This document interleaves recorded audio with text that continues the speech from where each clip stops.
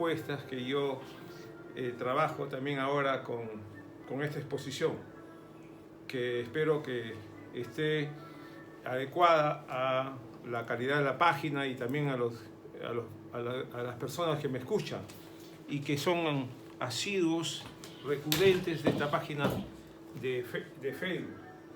Ahora lo voy a hacer de pie para introducirme al tema de Alejandro. Bueno, ¿quién no conoce a Alejandro?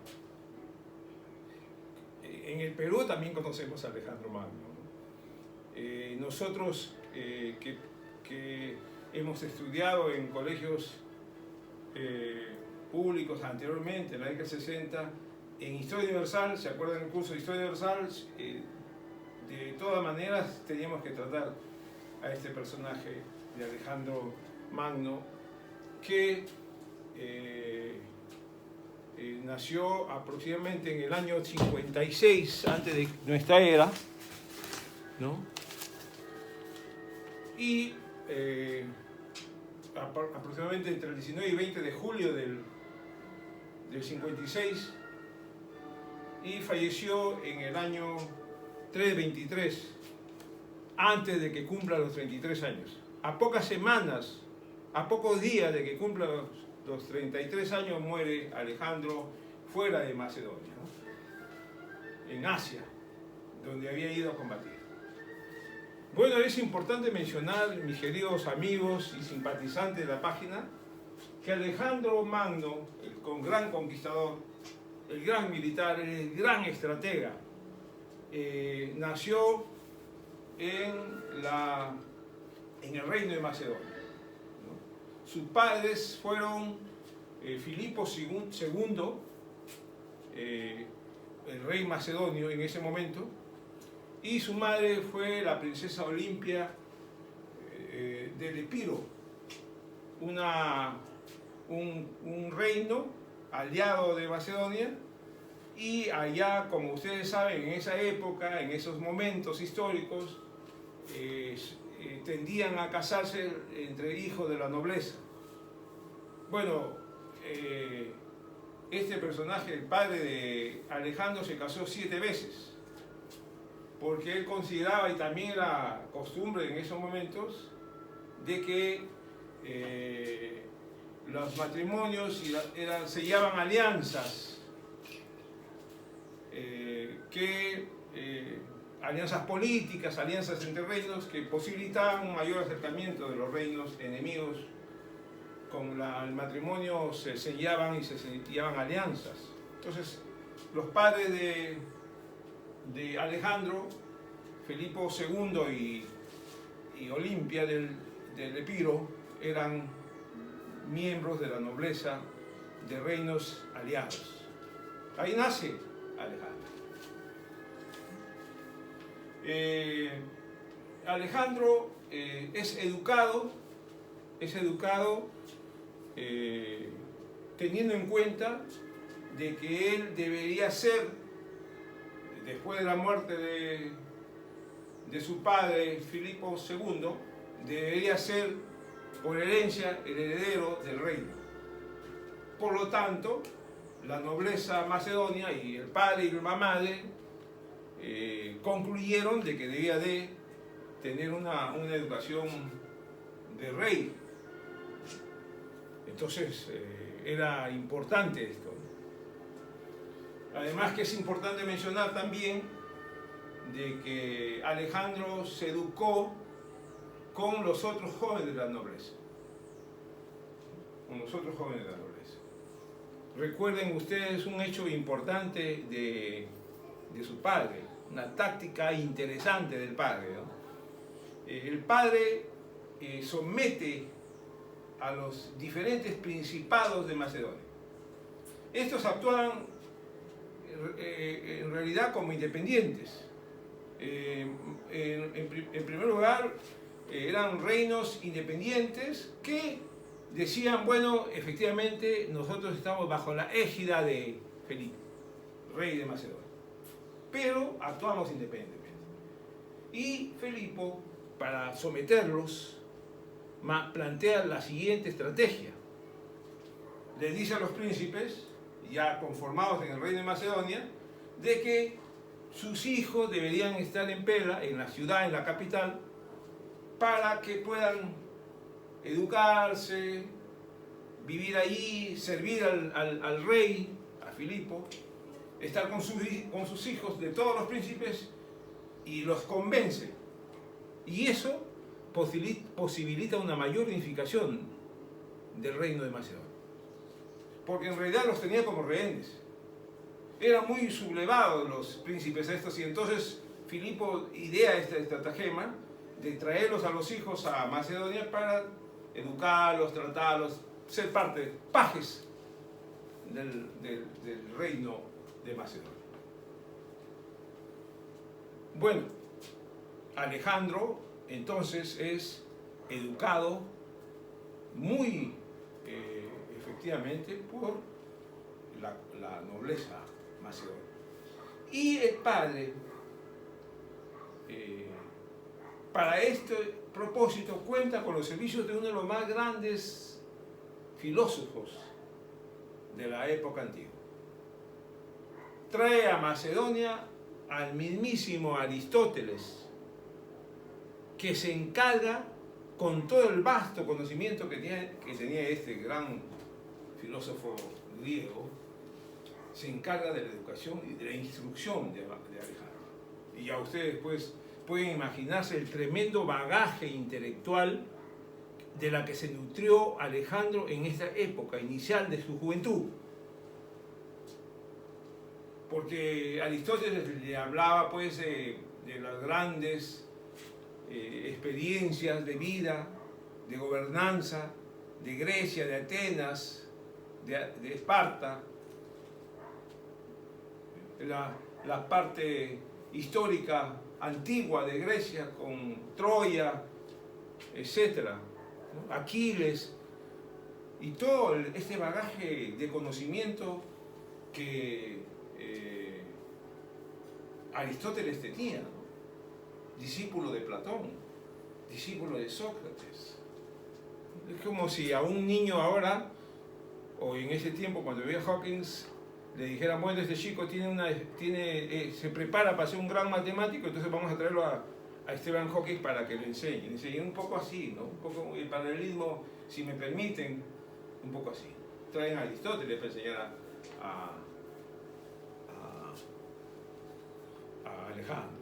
Alejandro, a los 16 años, antes que reciba la toga varonil, la toga que se le daba a los jóvenes de Macedonia cuando asumían la mayoría de edad, antes de hacer esto,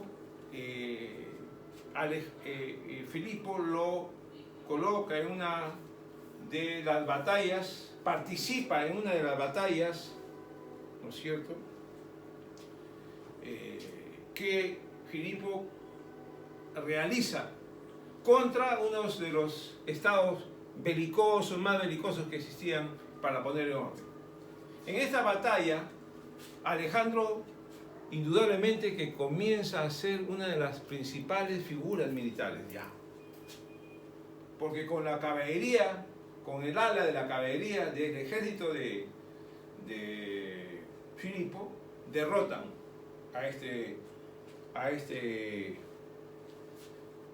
ejército del reino que se había sublevado en esa época. Es importante además constatar, mis queridos amigos, de que en la época de Alejandro lo que hace Filipo es consolidar su reino. Ya les dije que una de las maniobras, estratagemas que hace es esta, de traer a los hijos de los príncipes a Pela, que es la capital de Macedonia, y la otra es lanzar ofensivas militares.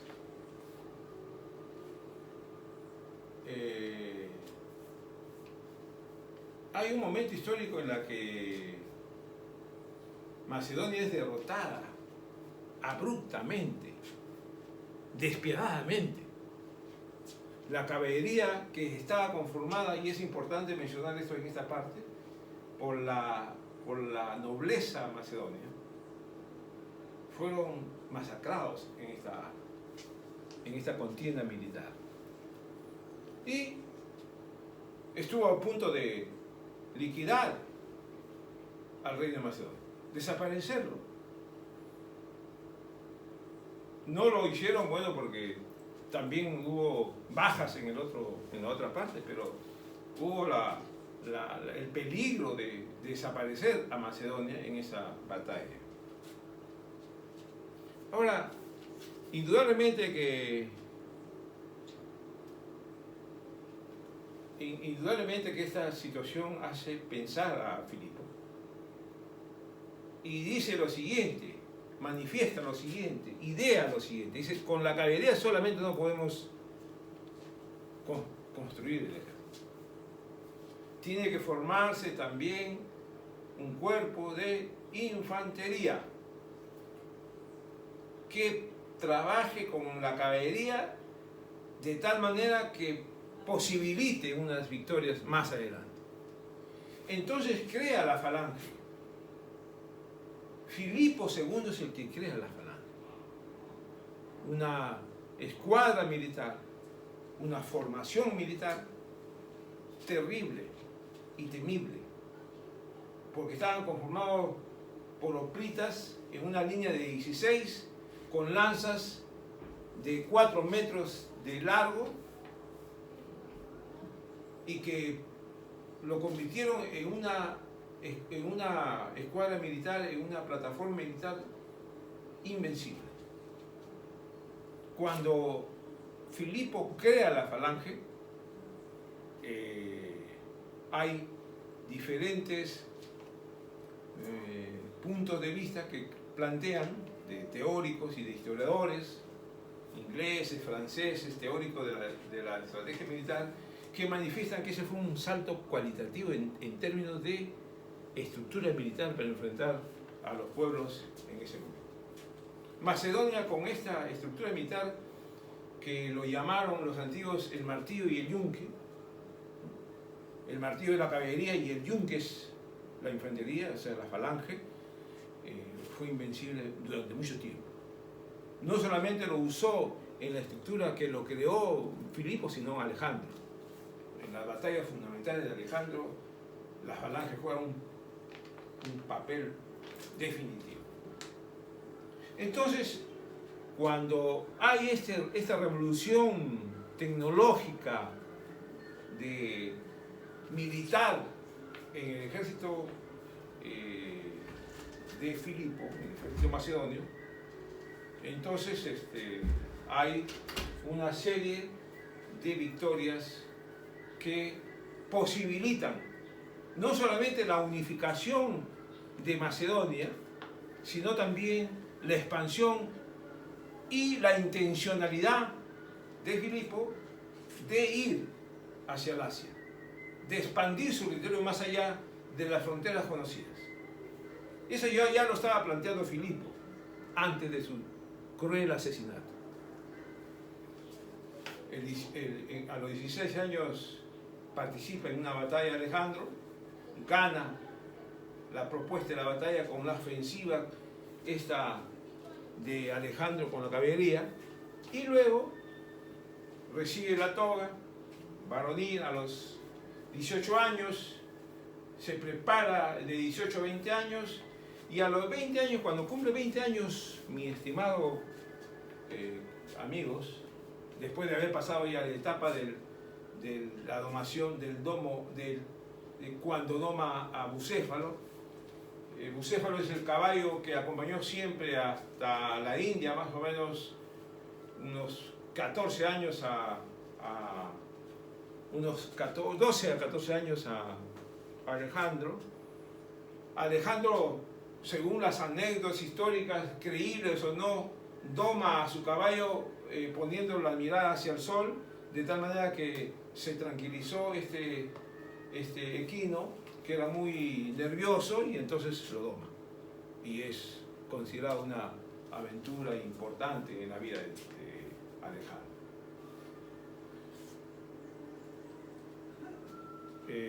Habíamos manifestado que Filipo era muy dado a casarse con una serie de mujeres, príncipes, princesas que para él era importante porque significaba unas alianzas políticas y militares. Y él, en ese momento en que, de 19 a 20 años que tiene Alejandro, y que la nobleza, su familia lo preparaba como el próximo emperador, no obstante que Filipo aún seguía en pie, o sea, el hombre estaba todavía bien, no da muestras de decadencia y de vejez. Hace poco se había casado con una chica ahí en Macedonia, y uno de los temores que tiene la familia, o sea, la madre Olimpia de Piro y Alejandro, es de que pueda tener un hijo varón y dispute la herencia del sucesor. Ese es uno de los temores que hay, esa es una de las características, es una de las especulaciones, que hay en la historia respecto a este momento histórico en la vida de Alejandro. Se casa, hay una separación con la familia de Alejandro, la madre Olimpia lo tiene fuera a Filipo, hay un rompimiento, pone en contra del padre a Alejandro, hay un conflicto, una pelea, ¿no?, en esos momentos, y además hay otro paso trascendental que da Filipo de casar a su hija, hermana del mayor de Alejandro, con uno de los príncipes de un reino aliado de Macedonia. Es en esa boda que muere asesinado Filipo II.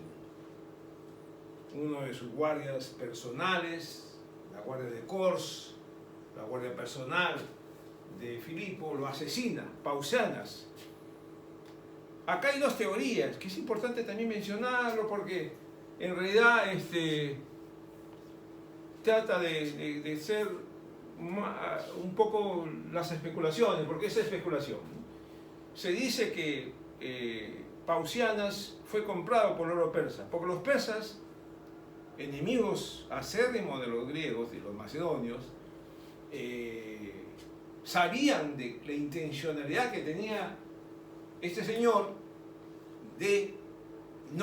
este señor y también de Filipo, básicamente, de querer expandir y meterse al Asia.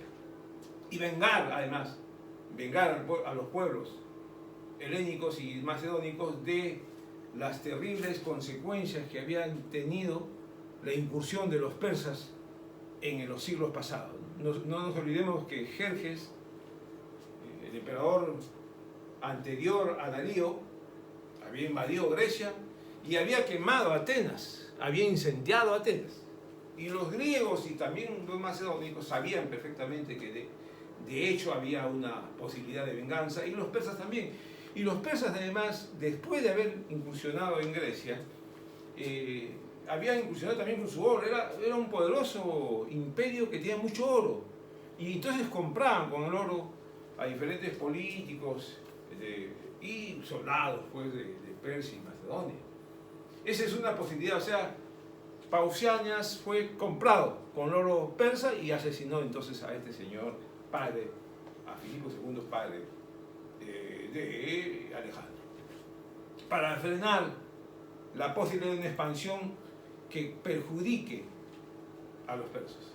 Esa es una versión. La otra es que la madre de Alejandro, Olimpia, ante la eventualidad de que pueda nacer un hijo con el casamiento que había hecho Filipo con la princesa esta,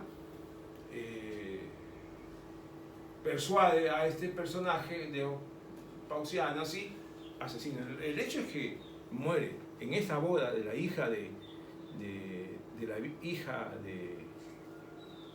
Filipo y de Olimpia, hermana de Alejandro. En esta boda muere Filipo. E inmediatamente es nombrado, es ascendido al trono Alejandro. Eso es una forma brutal. Ahí tenemos a Alejandro y a su padre.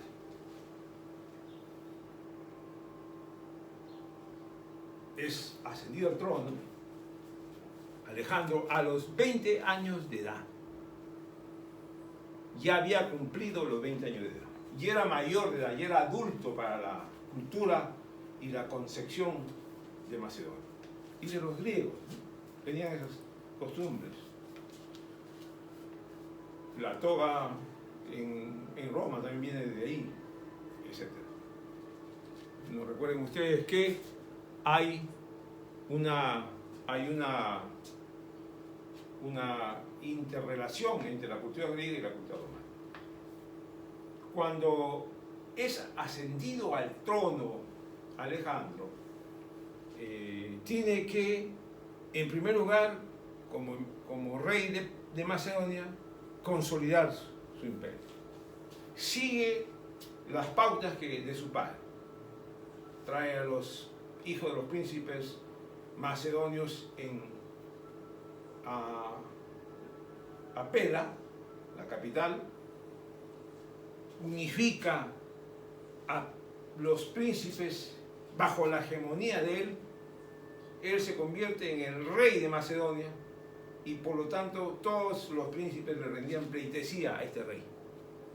Luego de eso va hacia afuera y también unifica a los estados aliados de Macedonia. Acá hay un hecho histórico también que es cuestionado a veces por los historiadores y en fin. Yo no voy a entrar en este cuestionamiento. Soy un simple mortal que se ha atrevido a hacer una exposición de Alejandro en el Perú. Yo poco veo aquí en el Perú este tipo de exposiciones. Una de las particularidades que tenemos nosotros es que somos muy ajenos a la cultura occidental, que debe enriquecer la filosofía en su conjunto del país, a la política, a la historia. Estamos hablando del 330 antes de nuestra era, mis estimados amigos. Acá todavía estábamos recién en pañales en términos históricos. Pero en fin, deberíamos de estudiar y deberíamos además de aprender de estas culturas. Bueno, en cierta manera con Colón también tenemos una cierta, y los españoles tenemos una suerte de influencia de alguna u otra manera, pero no hemos estudiado a profundidad esta cultura, que me parece que debemos hacerlo. Yo he visto pocos filósofos y políticos que tienen estudios sobre esto, y por eso que tenemos pues este bagaje de ignorantes, perdónenme ustedes decir así, en la política. Sería bueno que nos compenetremos un poco más, pero vamos a Alejandro. Decíamos que Alejandro unifica su imperio, unifica también a los aliados, va a Tebas, derrota a los tebanos e incendia a Tebas. Algunos los cuestionan, pero en esa época era necesario hacerlo, porque con el ejemplo que dejaba en Tebas, le decía a todos los estados cercanos o lejanos a Macedonia que cuidado con enfrentar a Macedonia porque pueden terminar como Tebas. Alejandro decía, miren ustedes, Tebas se sublevó, puso en cuestionamiento el poderío de Macedonia, pues ahí está la respuesta. Cualquiera de ustedes que puedan hacer lo mismo, tienen esa respuesta.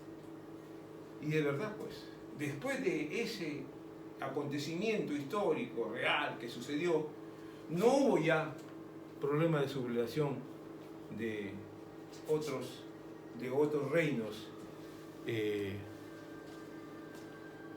reinos, cercanos a Macedonia. Ya habíamos manifestado que su padre Filipo había ya logrado introducirse en otros estados y hacer una especie de imperio. Cuando Alejandro sale de Macedonia por acuerdo de la asamblea, acá vemos un hecho también histórico de Alejandro, la dominación, el que haya cubierto del sol, de los reyes del sol a Bucéfalo y por lo tanto lo doma, ¿no? A este caballo. Que es importante mencionar también, mis queridos amigos, que este animal, Bucéfalo, lo acompañó en todas las batallas fundamentales de Alejandro y murió en un enfrentamiento con los hindúes, con los indios, ¿no? Ya en la etapa final de su expansión en el Asia por parte de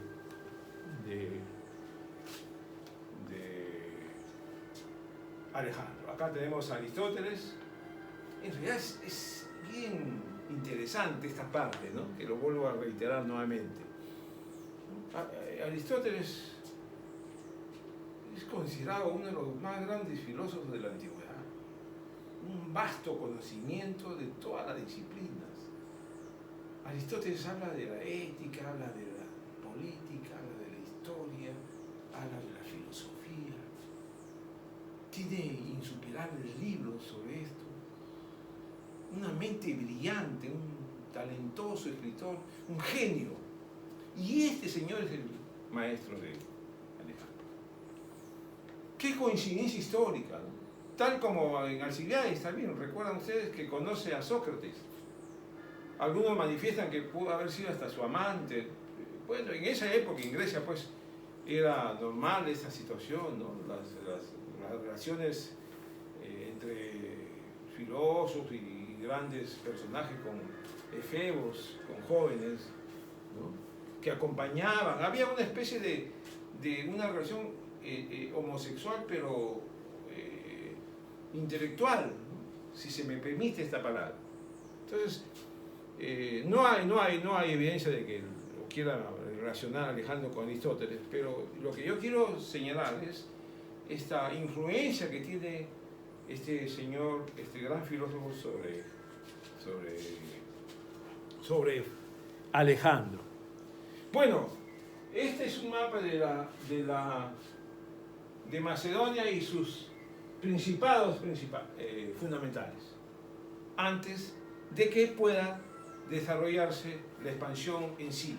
Hay una asamblea en Grecia, cuando a los 20 años y tantos, ya posicionado en el poder Alejandro, en la que se manifiesta la necesidad de que el ejército macedonio, ya con caballería e infantería, con la falange, salieran a vengar a los persas, a vengar a los griegos contra los persas.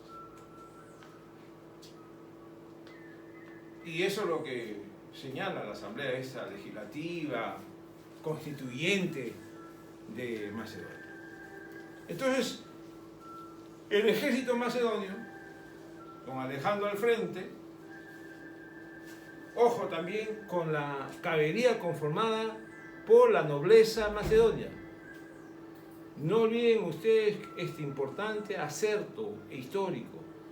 Quienes acompañaban a Alejandro en esta exposición, en esta conquista de nuevos territorios, lo acompañaron la nobleza macedonia. ¿Qué eran los que eran los caballeros, los compañeros de Alejandro? Los compañeros. Es decir, las personas que estaban muy cercanos de la guardia personal de Alejandro. Y además, porque ellos podían comprarse como miembros de la nobleza la vestimenta militar, los caballos y todo lo que significaba pertenecer a la guardia personal, a la caballería pesada, que era una parte fundamental del ejército de Alejandro. Y por supuesto también van la falange, los soldados, los hoplitas, con esas lanzas imponentes a guerrear. Y bueno, sube rompe el estrecho, el cerco de Asia con Europa, con la península, y se da el primer encuentro. Aquí va a pasar ya a reseñar las batallas. El primer encuentro que tiene Alejandro y su ejército con el ejército persa. Es a orilla del río Granico. La batalla de Granico se llama esta batalla, que es la primera batalla que desarrolla Alejandro contra el ejército persa. En la batalla de Granico no participa Darío. Y en la batalla de Granico, además, hay una superioridad de Alejandro, del ejército macedonio. Y el dispositivo militar que plantea Alejandro en la batalla de Granico es la misma que desarrolló después en Isos y en Gaugamela. Tenía un patrón de decisión. Ya lo vamos a tratar esto específicamente en la batalla de Gaugamela, que me comprometo a exponerlo después de esta exposición sobre la vida de Alejandro.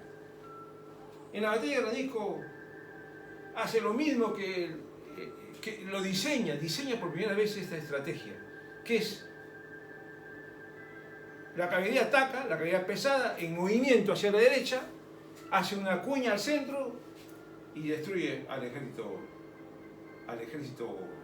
persa. Mueve el ejército hacia la derecha, entra como cuña al lado izquierdo del ejército persa, vira en oblicuo hacia el centro macedónico y derrota. ¿Por qué? Porque Alejandro sabía desde ese momento ya de que el centro era la parte central, el núcleo central. Si golpeabas a ese núcleo, se eliminaba todo el ejército persa. Derrota al ejército persa ahí en esta batalla, y Alejandro, después de eso, recorre todo el extremo oriente. El Oriente Medio, el extremo oriente, pasa por Israel, pasa por Gaza, pasa por Tiro, baja a Egipto. En Tiro primero construye Tiro es una isla. Ahora está unificada, ¿no? Es un istmo ahora. Pero en ese tiempo era una isla.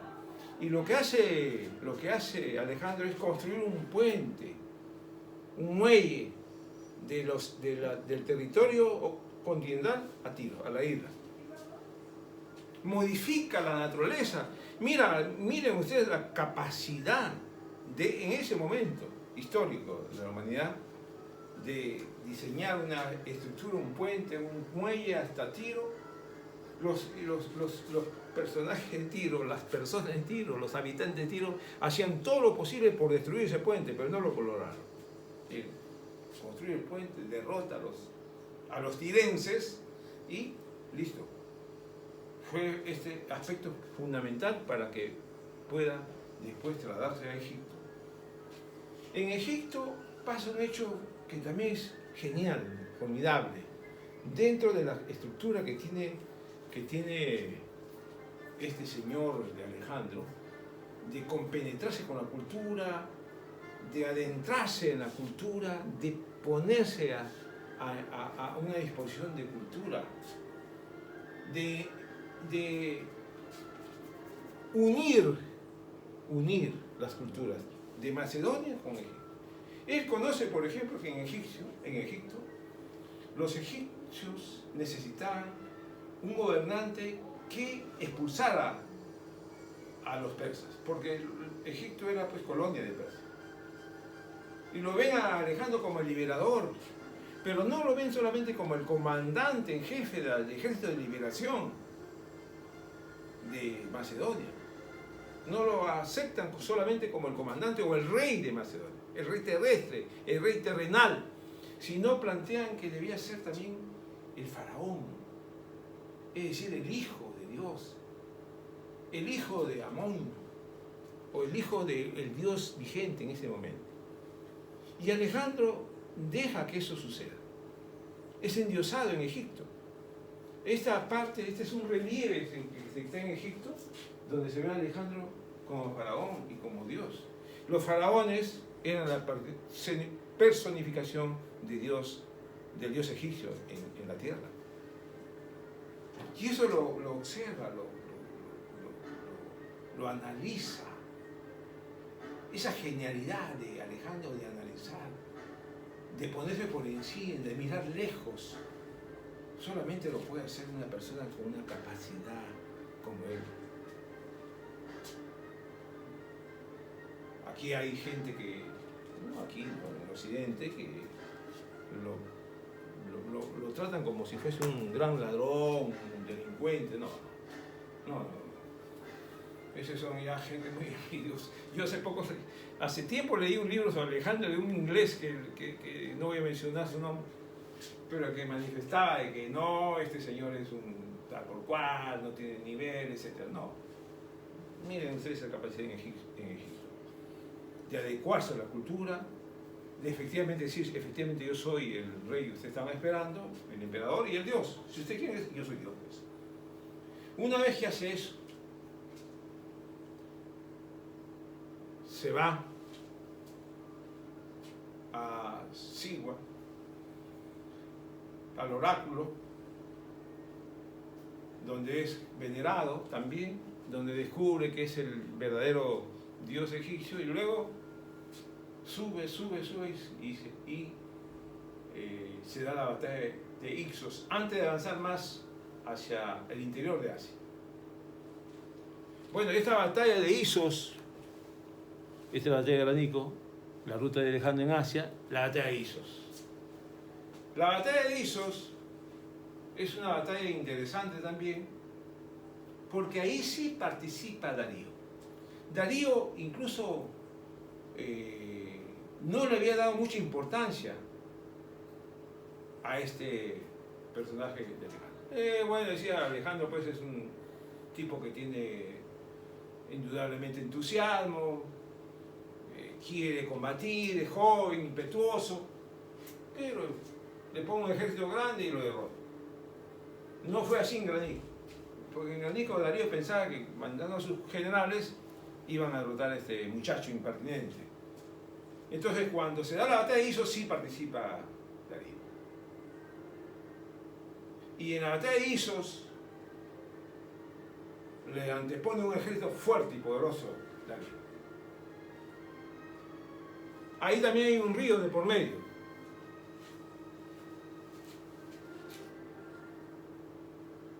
Esta es la disposición de Darío, y esta es la disposición de Alejandro. Quien empieza las hostilidades es Alejandro, que cruza el río y empieza a atacar el lado izquierdo, con el lado izquierdo de Darío. Darío responde inmediatamente con una ofensiva de su caballería y de su infantería. Alejandro hace la misma maniobra que Granico, con las particularidades de la batalla y del terreno, ¿no? En este terreno, en la que se cruzan varias veces los ejércitos, de tal manera que Alejandro termina en el sur y Darío en el norte. Cuando venían del norte Darío y del sur Alejandro, hay una suerte de confusión, y de tal manera que el ejército persa se encuentra empantanado porque el terreno no era propicio para un despliegue de todas sus fuerzas. Y entonces hay un desorden total en el ejército, hace la maniobra oblicua, atacar, a mover al ejército, pone en movimiento la guerra de Alejandro, como lo vamos a ver en Gaugamela, es una guerra de maniobras. Y la guerra de maniobras, como tenemos entendido, quienes estamos un poco metidos en el tema militar y que lo hemos estudiado, no claro con la sapiencia pues, de los grandes teóricos, no queremos tampoco decir eso, pero sí podemos decir que la guerra de maniobras, en términos teóricos, es una guerra de movimientos. El ejército tiene que moverse, y al moverse tiene que mover también al enemigo. El enemigo, cuando estás en guerra de maniobras, la guerra que hace Alejandro, esa maniobra que hace de alejar de la zona de mira del ejército enemigo a su ejército con la caballería pesada y después es una línea oblicua, destruye el centro y listo. Y no interesa si el ejército enemigo tiene una mayor cantidad. Más aún si este enemigo está pues disperso y no ha logrado consolidar su posición. En Isos entonces derrota a Persia con su emperador, con Darío III. Darío participa, huye también ahí, no logra ser detenido por las fuerzas de Alejandro y abandona todo su campamento. Bueno, era un poco así, pues, las maniobras rápidas en el ejército. De tal manera que Alejandro hace prisionero a su madre de Darío, a las esposas de Darío, al harén de Darío, a las princesas, a las hermanas, a toda la familia real.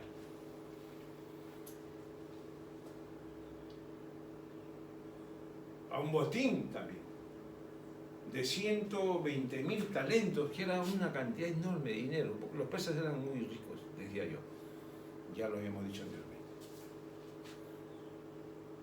Entonces, ese es un aspecto también importante. La familia real de Darío es prisionera en Isos.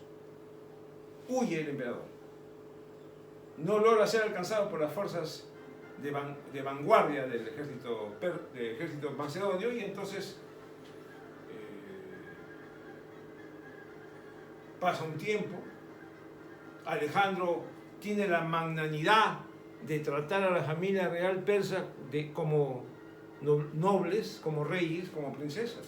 No los toca, no abusa de ellos. Le da la categoría, los trata como prisioneros, pero como prisioneros de la nobleza. Hay evidencias históricas de que Darío ya ahora sí se pone a meditar profundamente sobre este muchachón. Él dice, bueno, Alejandro realmente es un buen militar. Además que es impetuoso y tiene una estructura, un dispositivo muy peligroso. Ya estamos 2 veces siendo derrotados y porque hemos menospreciado en Granico y acá nos ha demostrado que conoce la teoría militar. Entonces, reúne a los sátrapas, a los gobernantes de su imperio y les dice, bueno, este muchacho viene por tierras y por riquezas. Vamos a plantearle la posibilidad de que le sea entregado una enorme cantidad de territorio, de poder, de mando y de riqueza. Y entonces Darío le propone un territorio muy inmenso, ¿no? Claro, el territorio persa era inmenso, muy inmenso, y de ese territorio inmenso le da una porción. Mira, Alejandro, toma. Cuando Alejandro recibe esta carta de Darío, hace un consejo de guerra con sus principales generales, Hefestión, Parmenios y otros, el Nero Cliro, que en la batalla de Isos lo salva de morir, porque Alejandro era muy impetuoso, ¿no? Alejandro era, además de la teoría en ese tiempo muy vigente de que el general debe estar al frente, adelante, para demostrar con su ejemplo a la tropa que él debía estar adelante, él tenía que ir adelante. Entonces Alejandro hace eso, o sea, va hacia el frente de batalla. Pero era tan impetuoso que estaba pues muy adelante ya. Entonces en Isos es rodeado por la tropa persa que decían, bueno, este es el jefe, hay que matar al jefe y no vamos a ir de gloria. Pues. Entonces vienen a 3, 4 a atacar. Y ahí aparece uno de sus personajes que después lamentablemente es asesinado por Alejandro, ¿no? Ya más adelante.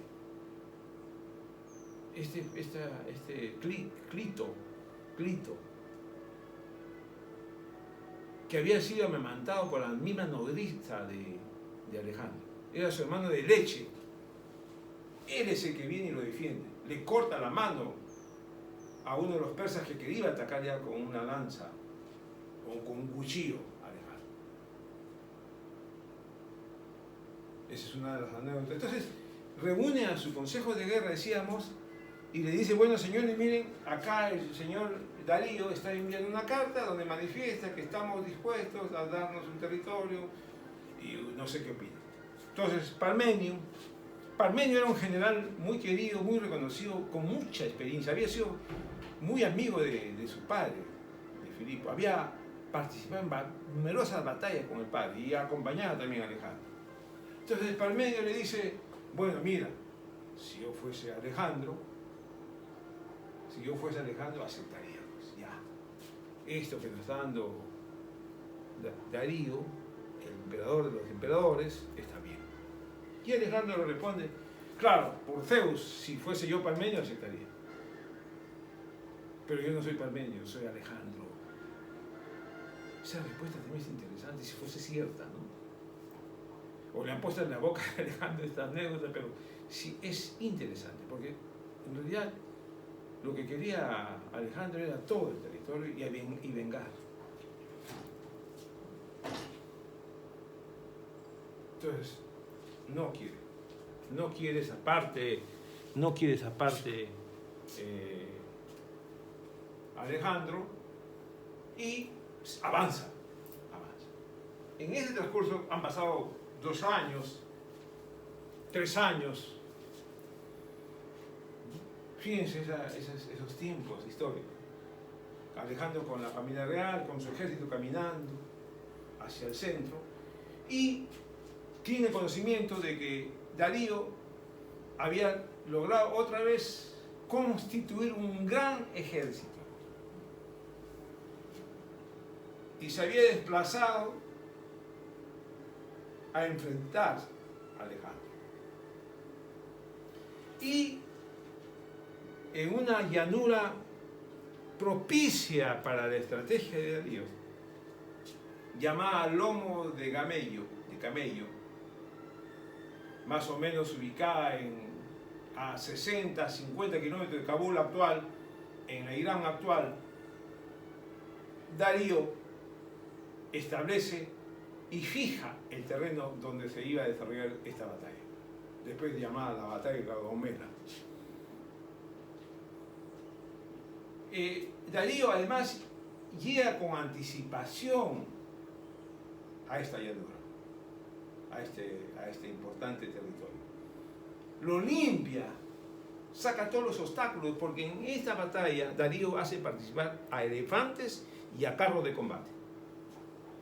Esos carros terribles que tenían a lanzas en las ruedas y que despedazaban a quien se enfrentaba a ellos. Tenía como unos 100 carros, los 15 elefantes. Tenía un ejército que a los antiguos escritores que han llegado sus escritos hasta nosotros dicen que algunos dicen y manifiestan que conformaban 1 millón de soldados. 1 millón de soldados es mucho para esta época. Las grandes masas de soldados las emplea recién Napoleón. Era muy difícil que se constituya un ejército de tal magnitud en esa época. Los modernos estudios y estadistas muestran que en realidad aproximadamente eran 100.000, y esto es la conformación del ejército de Darío II. No eran más, no podían ser más. Y estaban conformados por diversas nacionalidades y diversas también estructuras militares, ¿no? La caballería, la infantería, los elefantes, los carros, sus grandes comandantes Besos y su cuñado, que son sus principales generales, que forman parte de la batalla, y Alejandro por espías. Maceus es el otro general, Besos y Maceus. Besos es el que asesina después a Darío. Sátrapas, gobernantes de territorios muy importantes del Imperio Persa. Decía, Alejandro conoce por espías y prisioneros de que estaba esperándolo Darío.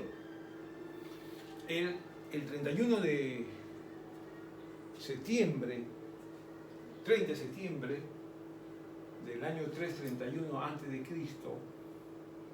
o antes de nuestra era, como quieran ustedes, ya a la víspera conoce de esta posición de Darío, en la tarde hace una reunión del Consejo de Guerra, una especie de Estado Mayor, ya les dije, conformado por los grandes comandantes de Alejandro, y estos manifiestan que debería ir con una escuadra de compañeros de la caballería pesada y de reconocimiento para ver este dispositivo que había planteado Darío en el campo de batalla. Antes del campo de batalla hay unas colinas, cruzan las colinas, observan, ven cómo está conformado, porque ya estaba en posición de guerra, ya en posición de batalla el ejército de Darío en Gaugamela, cuando Alejandro va a hacer reconocimiento.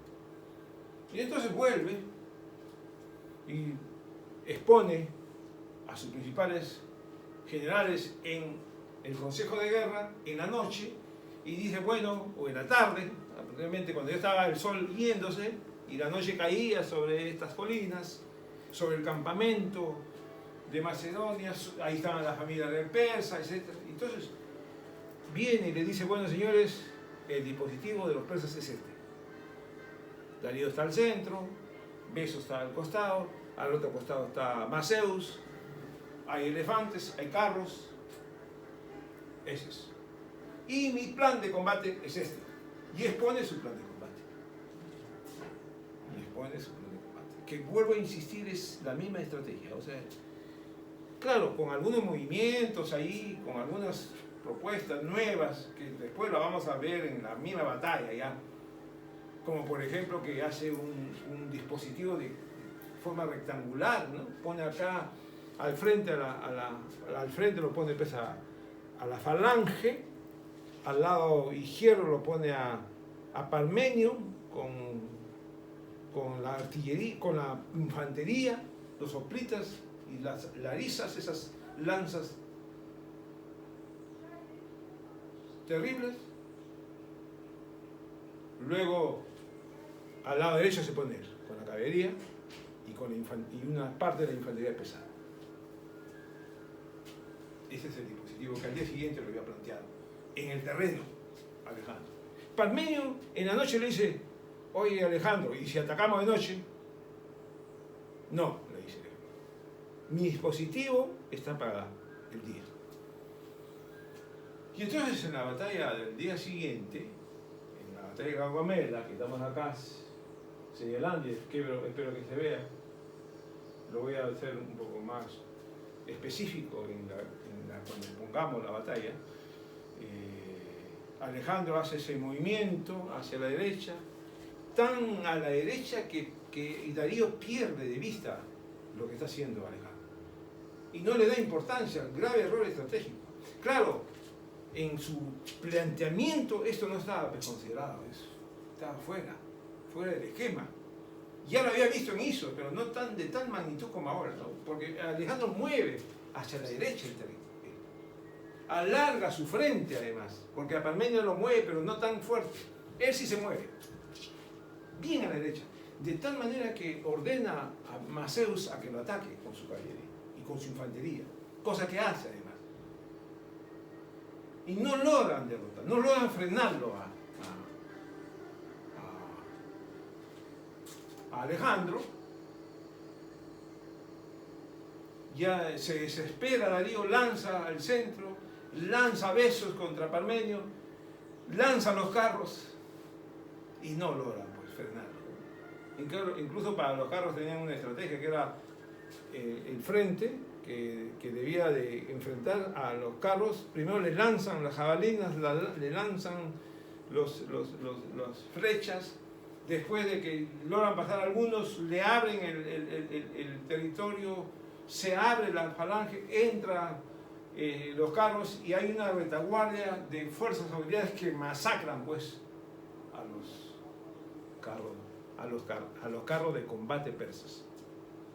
Y mientras tanto Alejandro hace esa maniobra oblicua de derecha hacia el centro, llega hasta el centro destruyendo la caballería persa y la infantería persa. Está a unos metros de Darío, le lanza, incluso ustedes han visto la película, ¿no? Ustedes han visto. Esa película se dice que tiene mucha cercanía a lo que realmente sucedió. Cuando Darío ve que está a unos pasos nomás de Alejandro, otra vez le da media vuelta y se va. Entonces ahí se sella la derrota del ejército persa y del imperio persa. Luego hay una suerte de persecución a los persas. Darío es informado de que Parmenio tiene problemas, de que tiene que ir a ayudarlo, vuelve, deja de perseguir a Darío, vuelve, destruye el ejército macedonio, pero ya Darío había la ventaja. Después muere Darío a mano de Besos, lo asesinan. Besos quiere negociar, Alejandro no lo deja, no acepta, y entonces se va, funda Babilonia, funda ciudades, interiorizan con las culturas persas, va adoptando costumbres persas, va adoptando la forma de gobernanza de los persas, la vestimenta de los persas, Alejandro, cosa que no es muy bien vista por sus soldados. Después de la batalla de Gomero, Alejandro va hacia Persópolis. En Persópolis, en persona, él empieza el incendio de Persópolis. Persópolis había sido la capital del imperio en el tiempo de Jerjes, que fue la que diseñaron para irse a Grecia y quemar Atenas. Entonces él hace lo mismo. Él dice, llegamos al equilibrio acá. Quemaron Atenas, ahora nosotros quemamos. Entonces se restauró el equilibrio. Y ahí manifiesta Alejandro que los griegos que acompañaban a los macedonios le dicen, bueno, ustedes ya pueden irse, acá culminó su trabajo, acá culminó su apoyo, nosotros vamos a seguir.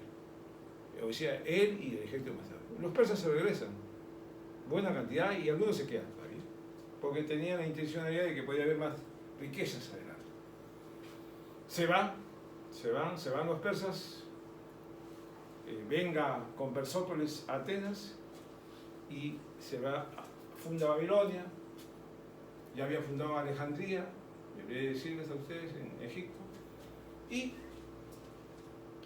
camina, hay una serie de eventos ahí, ya les decía yo a ustedes que en unos momentos determinados, en la confrontación con los indios, con el dios Paro, el emperador Paro hindú, lo derrota en una batalla también muy importante en la que juega su talento militar de una manera extraordinaria.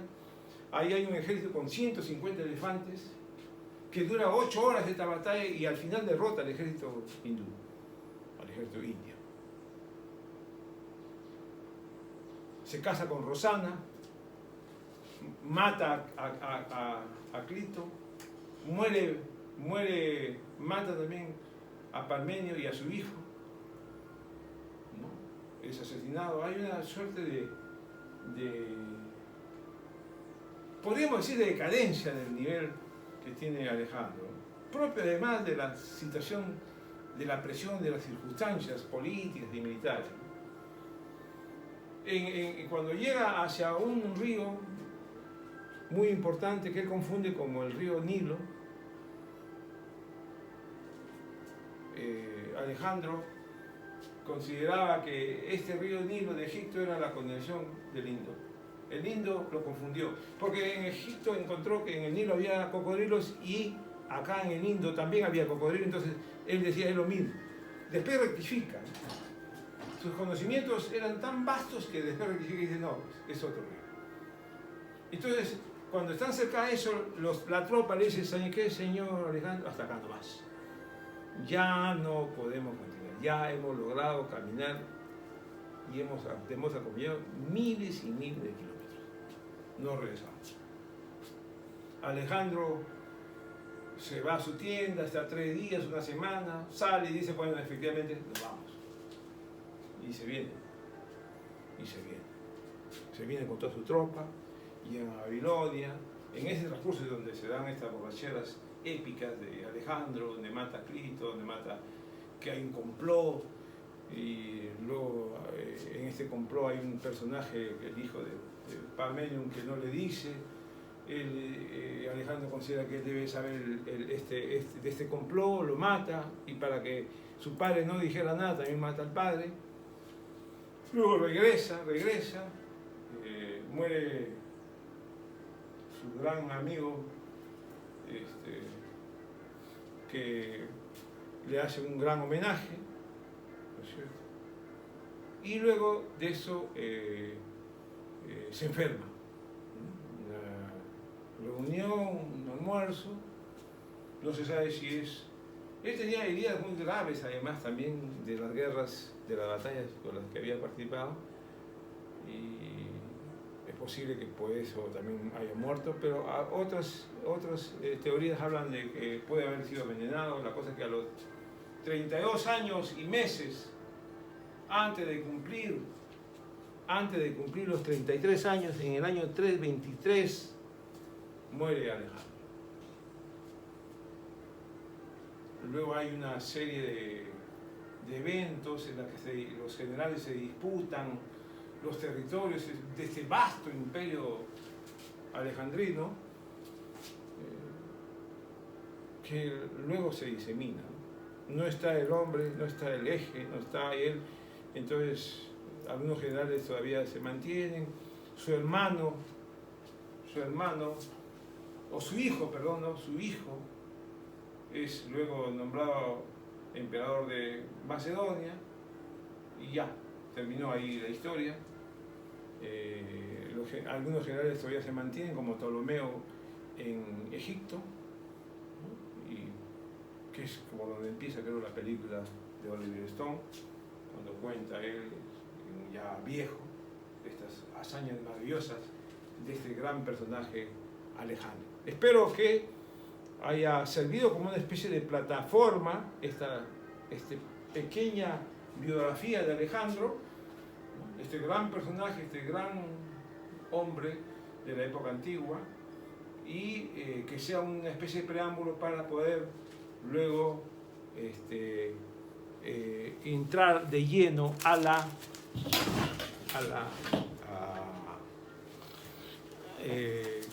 batalla de Gaugamela, ¿no? Eso ha sido todo, mis estimados amigos. Nos vemos hasta pronto. Muchas gracias, ¿ah?